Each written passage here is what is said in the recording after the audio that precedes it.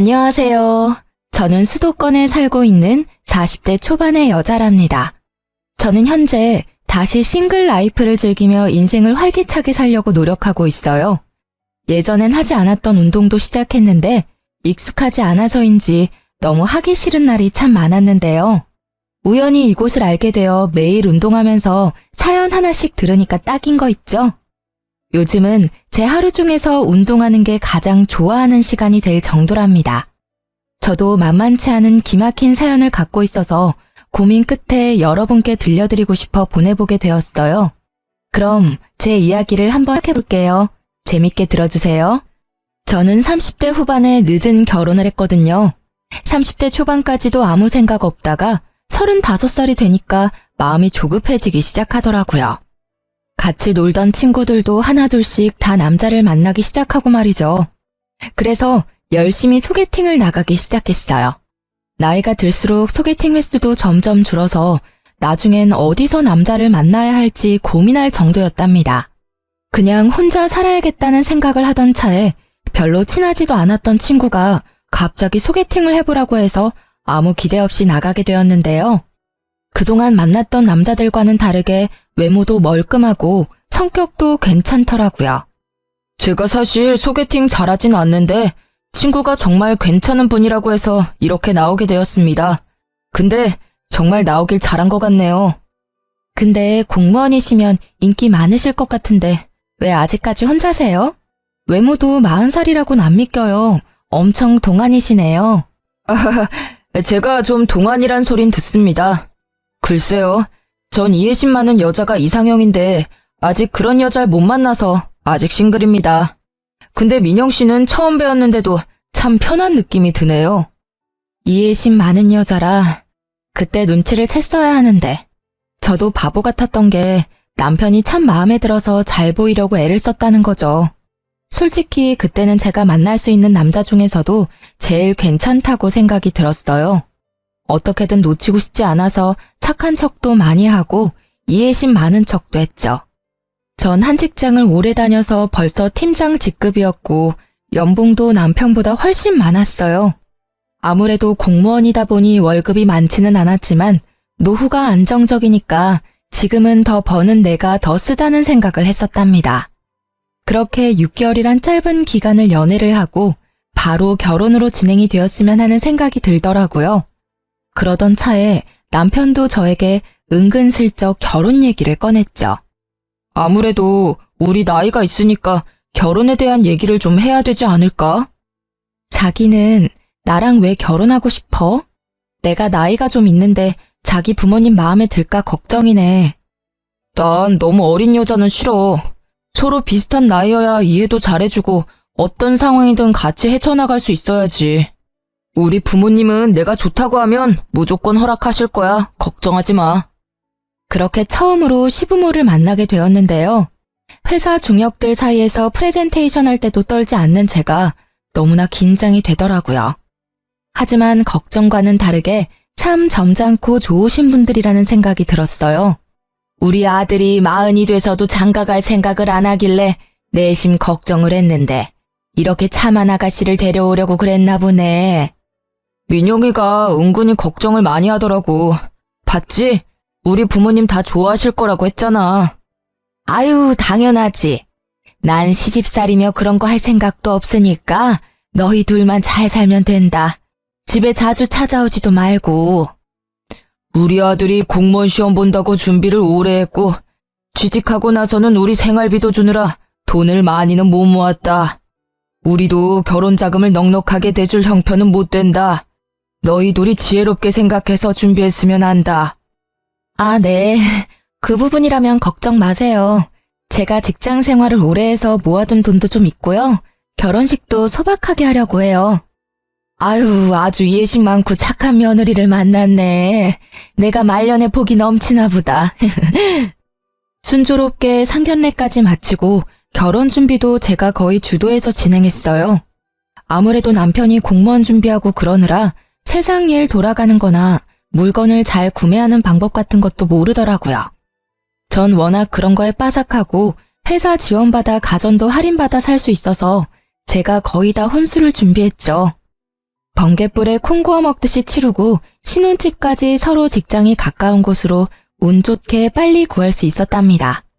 결혼 못할 것 같았던 딸이 공무원 사위를 데려오니 친정 부모님도 아주 양팔 벌려 환영하시는 분위기였고요.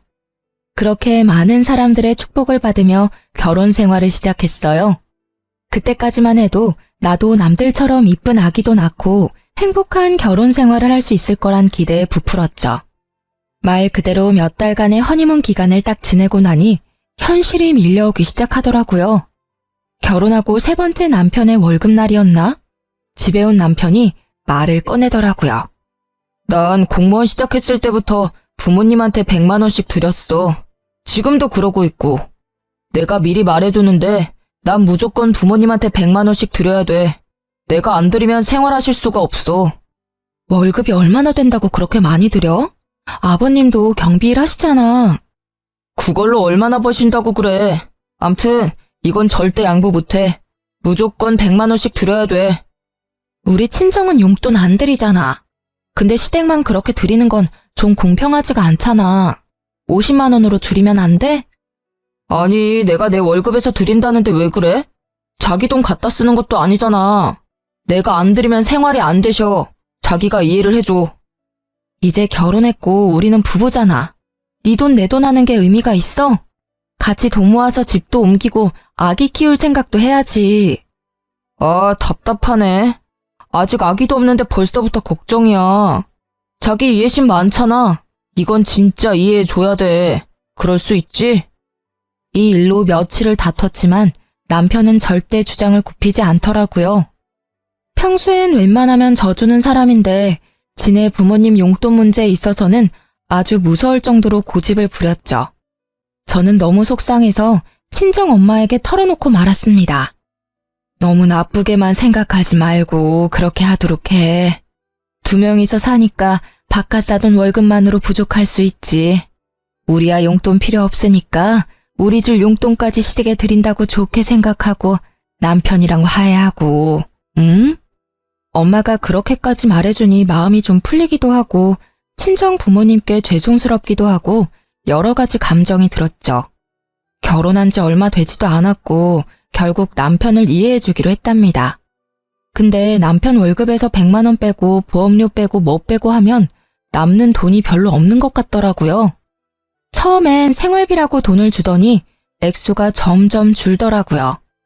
제가 군말 안 하고 그냥 받으니까 괜찮다고 여겼는지 어느 달은 기막히게도 20만 원을 주는 거 있죠? 금액을 보고 순간 열이 확 뻗쳐서 남편에게 쏘아붙였답니다. 해도 너무하는 거 아니야? 시댁엔 매달 100만 원씩 주면서 지금 생활비라고 달랑 20만 원 준 거야? 이번 달에 자동차 보험료 내고 쓸 데가 좀 있었어.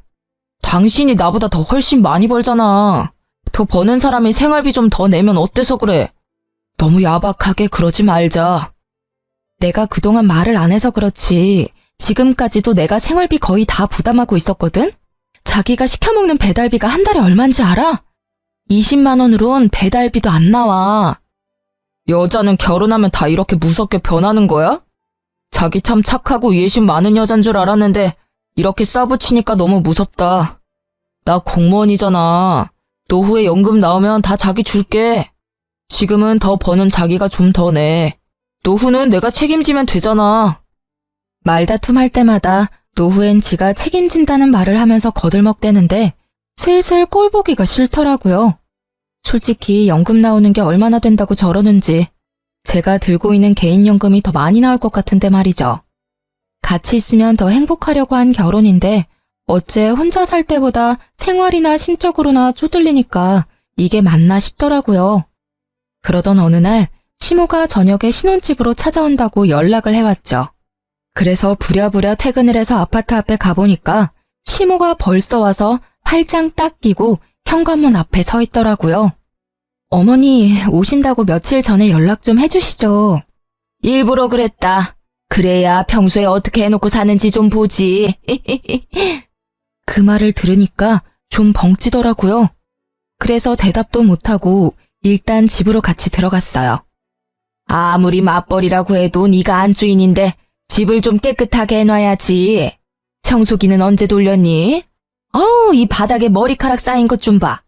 손에 한 움큼 잡힌다. 아, 죄송해요. 평일엔 너무 바빠서 못하고요. 주말에 몰아서 다 하고 그래요. 아유, 요즘 애들은 아주 편하게 산다니까. 근데 보통 지금 들어오니? 그럼 저녁은 언제 차려서 먹어? 아, 오늘은 좀 일찍 끝내고 온 거고요. 평소엔 정수 씨 혼자 차려 먹거나 배달 시켜 먹고 그래요. 뭐? 남편 밥도 안 챙겨줘? 너 그러려고 결혼했니? 우리 아들은 내가 아침도 삼첩반상으로만 차려줬는데 오늘은 너네 냉장고 검사 좀 하러 왔다. 기본적인 요리 실력이 있는지 말이다. 그런데 배달시켜 먹는다고 하니 안 봐도 뻔할 뻔짜구나. 어머니, 제가 더 일찍 나가고 더 늦게 끝나는데 어떻게 밥을 해줘요? 더 여유로운 사람이 하는 거죠. 정수 씨는 정시퇴근이지만 전 정시퇴근 절대 못해요. 일이 많이 바쁘다고요.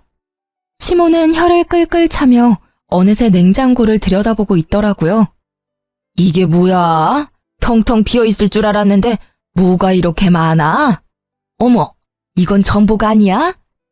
과일도 비싼 걸로만 사 먹네. 넌 요리도 안 한다는 애가 냉장고엔 뭐가 이렇게 꽉 찼어? 아, 친정어머니가 가끔씩 오셔서 채워주고 가세요. 제가 먹을 시간 없다고 그래도 그러시네요. 아유, 아까워라. 예, 그럼 내가 이거랑 이 전복이랑 이거 한우랑 또 이건 뭐니? 망고. 그래, 이것도 좀 가져가마. 어차피 너 먹을 시간 없다며. 니네 엄마 왔다 가면 정수한테 전화하라고 해야겠네. 아, 가져가셔도 되는데 정수 씨도 잘 먹어서요. 전부 다 가져가시는 건 좀 그런데요. 엄마도 저희 먹으라고 주셨고.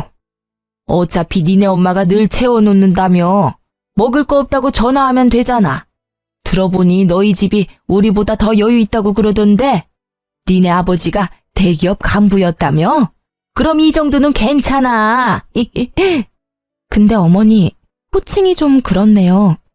니네 엄마라고 하시니까 듣기 좀 그래요. 자제 부탁드릴게요.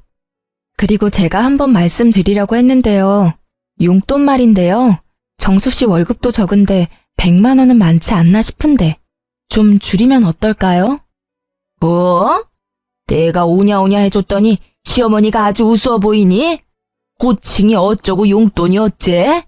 네가 주는 것도 아니고 내 아들이 주는 건데 왜 네가 이래라 저래라야? 그리고 우리 아들이 혼자 벌 때도 그만큼 줬는데 따지고 보면 이젠 둘이 벌고 네가 돈을 더 잘 번다면서. 그럼 용돈을 더 올려줘야 되는 거 아니니? 난 그렇게 생각하고 있었는데 넌 오히려 용돈을 줄인다 이거니? 제가 용돈 얘기를 꺼내자 시모의 눈빛부터 표독스럽게 변하면서 저한테 쏘아붙이는데 너무 당황스럽더라고요. 저도 할 말은 하고 살아야 되는 성격인지라 그래도 조심스럽게 얘기를 꺼냈던 건데 시모는 아주 예민하게 반응하더라고요. 저는 더 이상 얘기를 이어갔다간 더 안 좋아질 것 같아서 일단 대꾸하지 않았어요. 시모가 혼자 궁시렁대면서 계속 씩씩거리는데 참 어떻게 반응해야 될지 모르겠더라고요. 시모는 저를 한번 쏘아보더니 기어이 냉장고 음식들을 바리바리 싸가지고 현관문을 나서더라고요. 네가 먼저 말을 꺼냈으니까 나도 다시 한번 말하마. 니네 둘이 보니까 단돈 50만 원이라도 더 올려서 줄 생각을 해봐라. 우리는 니네 부모처럼 여유롭지가 않아. 자식들이 안 도와주면 누가 돕니? 나이 많아서 세상 이치 잘 알 줄 알았더만 생각하는 거 하고는 참나. 이날 시모의 다른 얼굴을 봤다고 해야 될까요? 아님 본색을 알아봤다고 해야 될까요? 그동안 항상 저에게 웃어주면서 자상하게 말해주던 시모의 모습과는 완전 딴판인 얼굴을 보게 되니 어이없기도 하고 쎄한 기분이 들었어요. 시모 보기가 불편해서 되도록이면 시댁에 안 가려고 했고 그렇게 몇 달 정도를 시모와 왕래 없이 지냈답니다. 남편만 한 달에 한 번 정도 혼자 시댁에 가더라고요. 좀 웃긴 건 저한테 같이 가잔 말을 한 번도 안 하는 거 있죠? 시모도 나한테 화가 나서 데려오지 말라고 한 건지 어떤 건지 아무튼 남편만 마지막 주 주말마다 꼬박꼬박 시댁에 가서 밤늦게 돌아오곤 했어요. 시모도 용돈 액수에 대해서 남편에게 딱히 말을 한 건 아니었는지 남편도 용돈을 더 올리겠단 말은 안 하더라고요.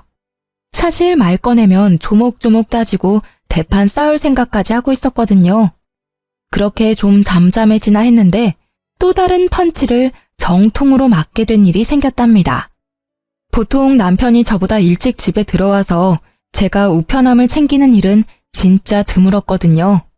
그날은 제가 배가 아파서 좀 일찍 퇴근하고 집에 들어왔어요. 우편함에 편지가 몇 개 있길래 가지고 들어왔답니다. 하나씩 우편물들을 뜯어보다가 순간 억 하고 외마디가 저도 모르게 흘러나오더라고요. 믿기지가 않아서 눈을 몇 번이나 깜빡였다가 다시 봤을 정도니까요. 남편이 제2금융권 은행에서 받은 대출이 밀려서 독촉장에 온 거였죠. 세상에, 대출 금액이 얼마였는지 아시나요? 자그마치 1억이었어요. 결혼할 때 돈 없다고 3천도 안 들고 왔으면서 빚이 1억이 있었다니. 저를 감쪽같이 속였다는 사실에 몸이 부들부들 떨리고 현기증이 나더라고요. 얼마나 그렇게 편지를 손에 꽉 쥐고 앉아 있었는지 어느새 밖이 깜깜해졌죠. 얼마 후 집에 들어온 남편이 어둠 속의 제 모습을 보고 흠칫 놀라더라고요. 아우, 깜짝이야. 언제 들어왔어? 아니, 왜 불을 안 켜고 그러고 있어? 당신 나한테 숨긴 거 있어, 없어? 솔직하게 지금 얘기해. 내가 숨기긴 뭘 숨겼다고 그래? 참나. 아, 생사람 잡지 마. 또 뭔 일인데? 이거 뭐야? 나한테 빚 있단 얘기는 없었잖아. 그것도 1억이라니. 한 달 이자가 얼마야 도대체? 이거 언제 대출 받은 건데 어디에 쓴 거냐고. 이거? 내가 빚 다 갚으면 얘기하려고 했어. 내가 어릴 때 사업을 좀 해서 그때 빚이 좀 생겼어. 미리 말 못한 건 미안한데 다 내 월급으로 갚고 있는 거니까 굳이 말 안 해도 되겠다고 생각했어. 그러고 보니까 시댁에 100만 원 주고 이거 이자 갚느라 생활비를 한 푼도 안 줬구나.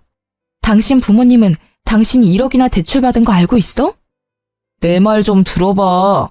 내가 그래서 정신 차리고 공무원 됐잖아. 당신이 이제 알게 돼서 말인데 이왕 이렇게 된 거 당신이 이자 좀 내주면 안 될까? 사실 몇 달 동안 이자를 못 냈거든. 부부라는 게 뭐야? 서로 어려울 때 도와야지. 우리는 한 배를 탄 사람들인데 이 빚만 같이 갚아주면 내가 당신 노후는 딱 책임질게. 그놈의 노후. 진짜 개풀 뜯어먹는 소리 하고 있네. 이거 1억 당장 해결해. 당신 부모님한테라도 돈 받아서 빚 갚아. 해결 안 되면 난 더 이상 당신이랑 못 사니까 그렇게 하라. 저는 대충 짐을 챙겨서 근처 호텔로 가버렸어요. 남편 꼴을 더 이상 보고 싶지도 않았고 그렇다고 친정에 갈 수도 없었으니까요. 남편은 매일같이 전화에 대고 문자를 보냈지만 철저하게 무시해버렸죠. 3일째 되니까 시모 귀에도 흘러들어갔는지 시모가 전화를 계속 해대더군요. 넌 왜 이렇게 전화를 안 받니? 지금 시험이 무시하는 거야? 하긴 남편도 개무시해서 집도 나가버리는데 시부모야 얼마나 쉬워 보일 거야. 정수 씨한테 듣고 전화하신 거 맞아요? 왜 어머니가 화를 내세요? 빚이 1억이 있는데 저를 철저하게 속인 거잖아요. 어머님은 알고 계셨어요? 그래, 알고 있었다. 아니 지금 공무원 돼서 성실하게 갚고 있으면 됐지. 뭘 그거 가지고 바가지를 긁어대? 아주 하는 짓이 10대보다 못해. 지 맘에 안 든다고 가출이나 해버리고 말이야. 그리고 막말로 네가 어디 가서 우리 정수 같은 애랑 결혼할 수나 있었어? 나이는 많아도 우리 정수한테 잘할까 해서 결혼시켰더니 아주 성격이 개차반이야. 남편이 뭐라든 밀어줄 수 있어야지 여자가. 지금 말 너무 심하게 하는 거 아시죠? 며느리 무시하는 게 좋으세요? 아무튼 저는 대출 1억을 숨긴 남자랑은 한평생 같이 못 살 것 같으니까요. 지금 사과할 거 아니면 저한테 전화하지 마세요. 저는 시모의 막말에 화가 머리끝까지 나서 전화를 거칠게 끊어버렸답니다. 혼자서 곰곰이 연애 때부터 지금까지 생각을 해보았어요. 사실 죽고 못 살 정도로 사랑해서 한 결혼도 아닌데 왜 나만 이렇게 다 맞춰줘야 하는지, 그리고 남편의 문제를 어느새 제가 다 해결을 하고 있었다는 걸 깨달았죠. 아무리 남자가 애라지만 그래도 나보다 나이도 3살이나 많은데 보호받고 대접받는다는 느낌을 전혀 받지 못하고 살아왔더라고요. 거기다 빚이 1억이라니. 계속 같이 산다면 제가 같이 갚아야 할 것 같았죠. 저는 확실하게 매듭을 짓지 않으면 이혼을 해야겠다고 결정을 내렸어요. 제 태도가 확 달라진 걸 눈치챘는지 그날 저녁부터 남편이 어떻게 알고는 호텔까지 찾아와서 납작 엎드리더라고요. 여보, 미안해. 내가 잘못했어. 빚은 내가 천천히 무슨 일이 있어도 당신한테 피해 안 주고 매달 잘 갚을게. 우리 엄마가 한 말도 너무 심각하게 생각하지 말고 제발 한기로 흘려들어. 어? 여보, 제발 집에 좀 가자. 화 좀 풀고, 어? 월급 받으면 용돈이다 뭐다 해서 남는 돈도 없으면서 무슨 수로 1억을 갚아. 당장 생활비 100만 원도 못 주면서. 결혼하기 전이나 지금이나 버는 돈은 똑같은데 왜 이렇게 매달 쪼들려서 살아야 되는지 이해가 안 돼. 난 이렇게 경제적으로 힘들게 살고 싶지 않아. 이럴 거면 지금 헤어지는 게 좋을 것 같아. 여보, 난 당신 사랑해. 당신 없으면 난 죽어. 제발 한 번만 용서해줘. 내가 평생 걸려서 갚더라도 절대 당신한테 피해 안 줄게. 우리가 이렇게 늦게 만난 만큼 보란듯이 더 잘 살아야 되지 않겠어? 제발 여보, 내가 당신한테 다 맞추고 살게. 여보, 내 얼굴 봐서라도 한 번만 봐주라. 이때 진짜 뒤도 안 돌아보고 헤어졌어야 했는데 말이죠. 그놈의 미련이 뭐라고 정이 뭐라고. 제 손을 잡으며 눈물을 글썽이는 남편을 보니 마음이 약해지더라고요. 저는 몇 날 며칠을 고민하다가 남편을 한 번 더 믿어보기로 했답니다. 남편이 시댁에도 입단속을 시켰는지 시모 전화도 오지 않고 조용하더라고요. 남편이 매달 갚고 있는 이자를 꼬박꼬박 보여주니까 바보 같았던 저는 조금씩 남편의 빚도 같이 갚아주기 시작했답니다. 빨리 빚 문제를 해결하고 속 편하게 살고 싶었고 아기도 얼른 갖고 싶었거든요. 그렇게 1년쯤 지났고 명절 때만 하루 시댁에 다녀올 뿐 연락도 안 하고 사니까 세상 편하더라고요. 남편 혼자 매달 마지막 주말에 시댁에 갔다가 오는 건 여전했죠. 그래도 단 한 번도 같이 가자는 말을 안 하고 슬쩍 혼자 다녀오니까 서운하긴 하더라고요. 근데 당신은 마지막 주에 시댁에 가면서 왜 나한테 같이 가자는 말은 한 번도 안 해? 당신 우리 집 가는 거 별로 안 좋아하는 거 아니었어? 그래서 그냥 나 혼자 빨리 갔다 오는 거지. 해야 될 일도 있고. 무슨 일을 하는데? 어머님하고도 이제 좀 풀어야지. 계속 이렇게 지내는 건 나도 불편하고. 이번 달엔 나도 같이 갈까? 아니, 그럴 필요 없어.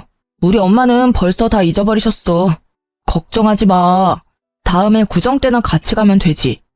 사실 집에 갔다가 동네 친구도 좀 만나고 오는 건데 그 정도는 괜찮지? 남편이 사람 좋은 웃음을 지으면서 얘기하는데 영 느낌이 안 좋더라고요. 뭔가 숨기는 것처럼 쎄하다고 할까요? 빚 문제로 이미 남편에 대한 믿음을 잃어버린 저는 뭔가 이상한 낌새를 받았죠. 동네 친구를 만난다니 바람이 난 것 같기도 하고 또 무슨 일을 벌이는 건 아닐지 의심이 되더라고요. 그래서 마지막 주말에 남편이 시댁에 갈 때 몰래 따라가 보기로 마음을 먹었답니다. 드디어 기다리던 날이 다가왔어요. 이른 아침에 남편이 어김없이 시댁에 간다며 나가더라고요. 저는 마트에 장 보러 간다고 남편과 같이 주차장까지 나가서 남편을 배웅하고 곧바로 제 차를 끌고 남편 뒤를 쫓아갔답니다. 30분쯤 달려서 시댁 앞에 서더라고요. 남편이 집으로 들어갔는데 5분도 안 돼서 시부모와 남편이 같이 나오는 게 아니겠어요? 셋이서 남편 차를 타고 어디론가 가더라고요. 저도 간격을 두고 부지런히 남편 차를 쫓아갔는데 무려 2시간쯤 걸려 도착한 곳은 강원도의 어느 인적 드문 산기슭 동네였어요. 지금도 무슨 동네인지는 전혀 모르겠어요. 남편의 차가 적색 벽돌로 지어진 요양병원 앞에 서더라고요. 저는 남편이 주차하고 세 사람이 병원 안으로 들어가고 나서야 멀찍이 주차하고 병원으로 따라 들어갔답니다. 안으로 들어가니 이미 세 사람은 사라진 후였고 어디로 가야 할지 전혀 감을 못 잡겠더라고요. 저는 조심스럽게 접수처로 가서 남편 이름을 넌지시 말해봤어요. 아, 결혼하셨다더니 오늘은 같이 오신 거예요? 3층에 306호로 가보세요. 저는 터질 것 같은 가슴을 진정시키며 천천히 306호로 걸어갔어요. 문 앞에 서자 익숙한 세 사람의 뒷모습이 보이더라고요. 그리고 멍한 표정으로 침대에 누워서 세 사람을 보고 있는 한 남자를 봤죠. 얼굴이 남편과 꽤 닮았더군요. 저는 병실로 올라오기 전에 간호사와 나눴던 이야기가 생각나 몸이 파르르 떨려왔답니다. 결심을 마친 저는 심호흡을 한번 깊게 하고 문을 활짝 열어 제꼈어요. 세 사람이 동시에 뒤를 돌아보았는데 저를 발견하고 기함을 하더라고요. 당신이 어떻게 여길 어떻게 알고 왔어? 왜? 내가 못 올 때 왔어? 그럼 당신이 좀 말해줘봐. 여기가 도대체 어디야? 너 어떻게 알고 온 거야? 설마 너 우리 미행한 거야? 이거 아주 앙큼한 년이네. 순에 빠진 줄 알았더니 아주 무서운 애네 얘가. 무서운 건 아줌마랑 아줌마 아들이고요. 나를 까맣게 속이고 결혼을 해? 이거 사기 결혼이야. 때 되면 다 말하려고 했어. 그리고 네가 물어보기나 했어. 동생 있냐고 물어보기나 했냐고. 그걸 지금 변명이라고 해? 조현병 걸린 동생 요양병원에 입원시켜놓고 외동아들인 척 숨기고 결혼한 게 누군데? 왜 니네 부모한테 100만 원씩 줬는지 이제 알겠네. 그래, 내가 내 월급으로 동생 병원비로 쓴다는데 네가 뭔 상관인데? 집안에 환자 있는 게 얼마나 힘든 건지 네가 알기나 해? 가뜩이나 힘들어 죽겠는데 너까지 보태지 말고 이왕 이렇게 알게 됐으니까 와서 인사나 해. 인사 같은 소리 하고 있네. 네가 결혼 못한 이유가 있었네. 네 빚도 사업 망해서 생긴 거 아니지? 너 같은 새가슴이 사업을 했을 리가 없지. 네 동생 병원비 같이 갚아줄 바보 같은 여자 찾아다녔니? 그래, 나 좋다고 쫓아다니다가 동생 정신병원에 있다니까 다 도망가더라. 그래서 당신은 놓치고 싶지 않았어. 그래서 어쩔 수 없이 말 못한 거야. 아이고, 불쌍한 우리 아들. 이렇게 잘났는데 동생 때문에 그 좋은 혼처 다 놓치고 결국 이런 나이 40 다 된 애 만나서 수모까지 겪고 시부모 뒤를 밟을 생각을 하다니 내가 아주 너한테 소름이 끼친다. 네가 뭘 잘했다고 여기서 큰 소리야? 꼴 보기도 싫다. 너 당장 나가. 안 나가? 시모가 악을 쓰면서 저를 병실 밖으로 밀어내기 시작했어요. 저도 지지 않고 저를 떠미는 시모의 어깨를 팍 밀어버렸답니다. 무슨 말 같지도 않은 소리를 하고 있어. 당신들이 지금 어떤 짓을 한 건지 제대로 알고나 있어? 지금 나 하나 바보 만든 걸로 이 일이 끝날 것 같아? 당신 각오해. 이유는 둘째치고 나 속이고 결혼한 거 뼈저리게 후회하게 만들어줄 테니까. 그때였어요. 침대에 누워있던 남편의 동생이 무슨 동물처럼 괴성을 지르기 시작하더라고요. 손과 발이 다 침대에 묶인 채로 말이죠. 도대체 얼마나 심각한 상태인 건지는 몰라도 침대가 부서지도록 팔을 흔들면서 열심히 소리를 질러대는데 솔직히 무섭더라고요.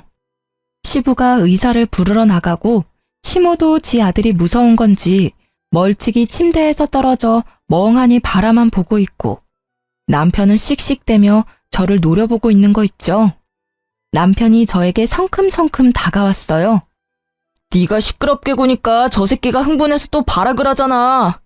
아, 지겨워 진짜. 이 짓을 언제까지 해야 돼? 좀만 더 있으면 내가 다 말하려고 했는데 넌 왜 여기까지 쫓아와서 이 사달을 만들고 난리야? 적반하장으로 나오는 남편의 태도를 보니 진짜 사람 같지도 않더라고요. 저는 아주 세게 남편의 뺨을 갈겨버렸습니다. 너같이 이기적이고 사이코패스 같은 놈한테 속아서 결혼한 내가 한심하다. 법원에서 보자. 제 손목을 잡으려는 남편의 팔을 세게 쳐버리고 병실을 나왔어요. 울지 않으려고 입술을 세게 깨물었지만 차로 가는 사이 벌써 눈물이 줄줄 흘러내리더라고요. 간신히 마음을 추스리고 집으로 돌아오는데 제가 당한 이 기막힌 현실이 믿어지지가 않았죠. 저도 이렇게 힘든데 도대체 이 일을 어떻게 친정 부모님한테 말을 해야 할지 정말 미치겠더라고요. 도무지 현실 같지가 않고 차라리 깨고 말 악몽이었으면 하고 바랬을 정도였어요.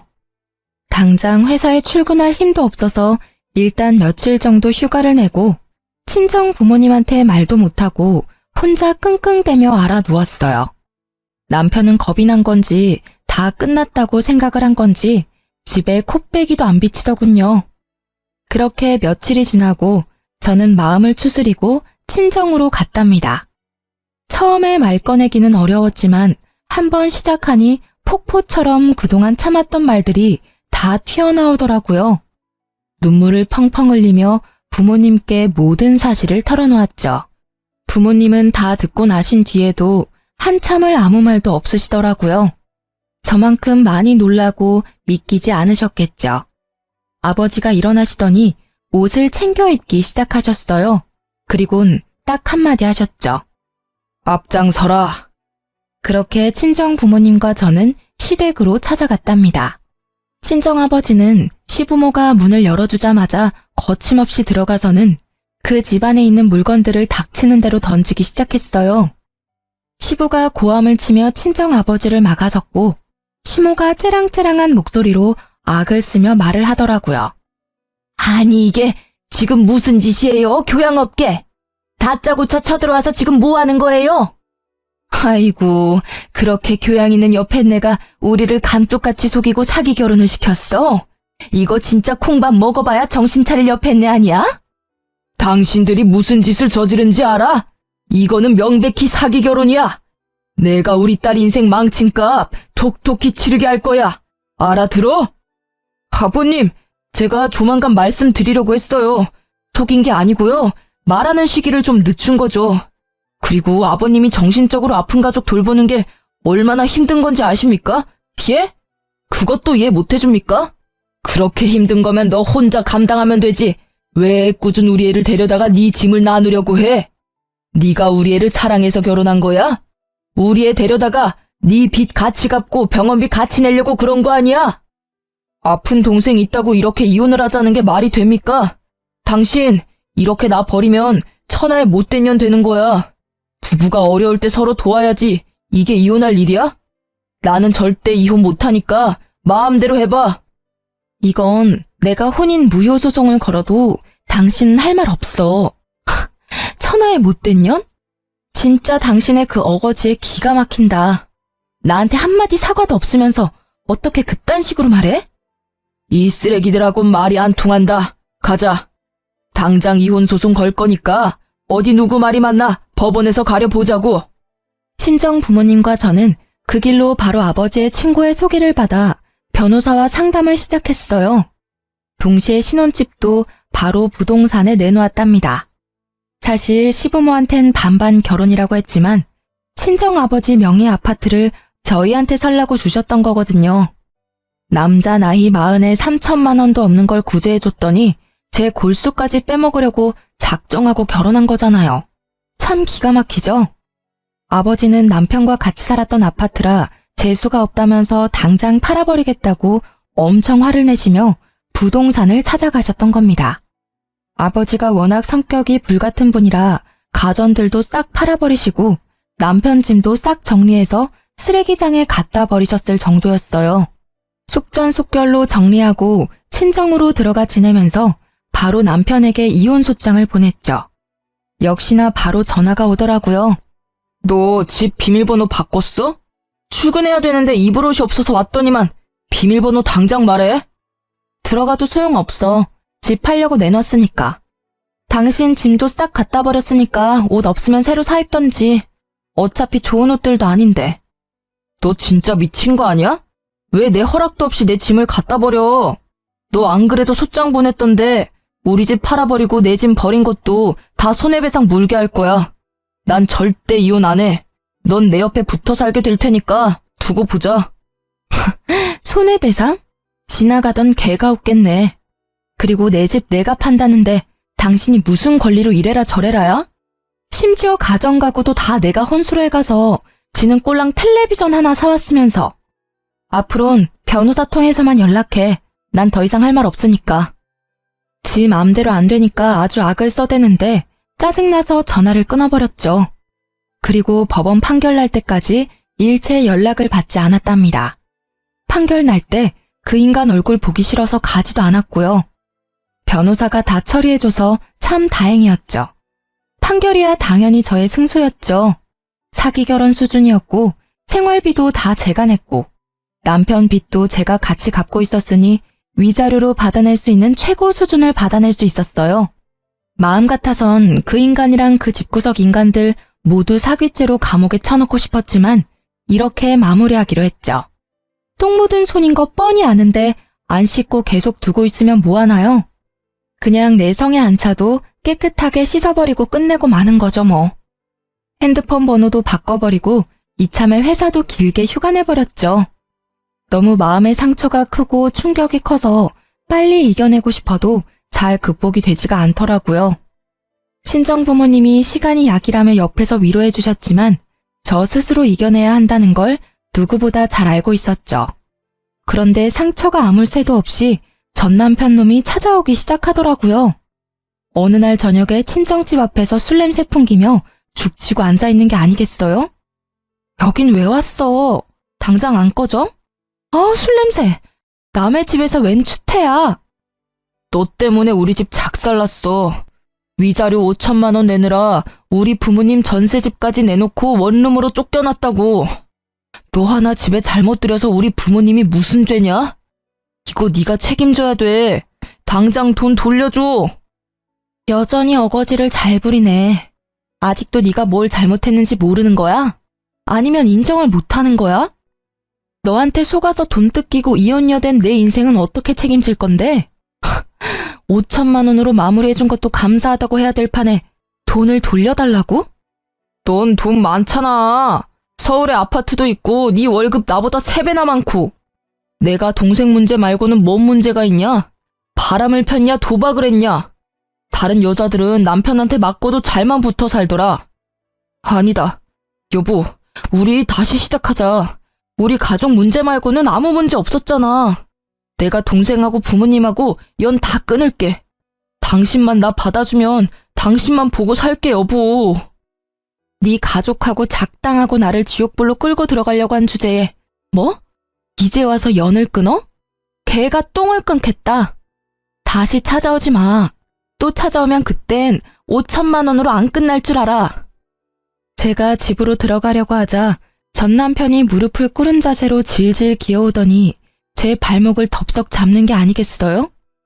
아무래도 남자 힘이 세다 보니 꽉 잡고 안 놓는데 아무리 발을 구르고 비틀어도 안 빠지더라고요. 이거 안 나? 경찰 부른다? 제가 핸드폰을 들고 경찰을 부르려고 하자 전 남편이 벌떡 일어나서는 제 핸드폰을 확 빼앗아가는 거예요. 눈빛을 보니 매섭게 번뜩이고 있더라고요. 경찰 좋아하네. 이젠 뭐 범죄자까지 만들어서 직장도 잘리게 만들라고. 누구 인생을 더 조질라고 이게 진짜 보자 하니까. 아! 전 남편이 손을 들어서 저를 때리려는 신용을 했어요. 저는 순간적으로 눈을 질끈 감았죠. 그때였어요.